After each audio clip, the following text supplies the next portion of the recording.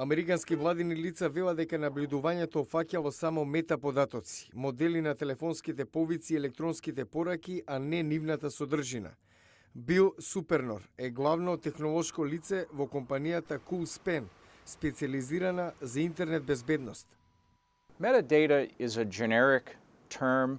Метаподатоци е општ термин за информација што опишува информација. Така метаподатоци за една електронска порака може да бидат до кого било испратена, кој е испраќачот, датумот, кога е испратена, должината на пораката.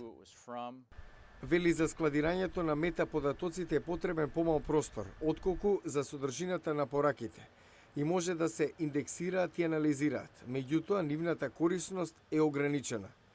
И телефонските пораки содржат метаподатоци, како на пример која антена била користена за повикот, кога започнал и кога завршил, како и локацијата на оној кој разговара.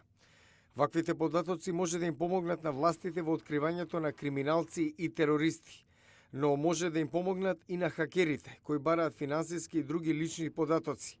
The best thing you can do to defend yourself is pick random passwords. За да се заштитите, изберете случајна лозинка, а не нешто што се однесува на вашата адреса, автомобилот, семејството. Дури и домашните миленичиња, нешто што лесно може да се открие преку социјалните медиуми. За мобилните телефони советува дека преку нив да не праќате информации како број на лична карта или кредитна картичка, на пример. SMS is something I would not use. Не би праќал чувствителни информации во текст порак. Едноставно не е безбедно.